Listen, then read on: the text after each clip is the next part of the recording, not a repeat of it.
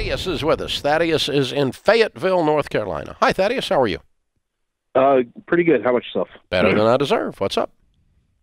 So it's kind of silly because the last caller had a similar situation. I'm having car issues.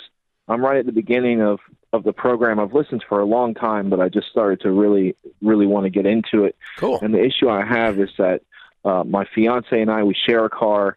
It's very high mileage. It has mechanical issues. It's not highway safe. I've already put probably the value of the car in trying to get the car fixed, and I'm still having these issues. Mm-hmm. So we're working on baby step one now, identifying our debts and getting the $1,000 emergency fund. And what I heard in the last caller was in between step 1 and 2, we should be looking for, another vehicle to supplement this one. Yeah. So my concern now, and get rid of that one. And get rid of that one because it's killing you, right? So you're driving a $1,000 car. You might as well drive a reliable $1,000 car. Exactly. So where my concern is now is I drive a lot for work, at least 10 to 15 hours a week. And I'm concerned that if I get into another $1,000 vehicle, that I'm going to have all these same problems again, where it just kind of turns into a money pit. And we just constantly feel like we're spinning our wheels and not getting ahead. Yeah. Well, here's the thing. Okay? You don't have a choice. You don't have any money. Yes, sir. And you're not going to do it forever. What do you make? So my income's variable and it's going up. So it's kind of difficult for me to say what I make. Well, what do you think you're going to make next month? Next month, 5,000 to 6,000. Wow, that's pretty good. It is pretty good. And you like 4 months ago, you weren't making hardly that, right? Oh, 4 months ago, I was making like 15. Yeah. Okay. So that's a lot of money. You got a lot of spare change right now. You ought to be able to buy a $1,000 car out of that 1 month. Yeah. And if it doesn't work, buy another one the next month. Yeah. Yes, sir. It's difficult for me to budget because I'm paid in arrears, 30 to 45 days. And my paychecks vary. I'll get a paycheck for a few $1,000s, and I'll get one that's like barely $1,000, depending on how the payments are processed. So I'm having. But if you're going to make $5,000 in a month, regardless of when the payments come or when the checks come, you're going to have $5,000 in a 30-day period of time. Agreed?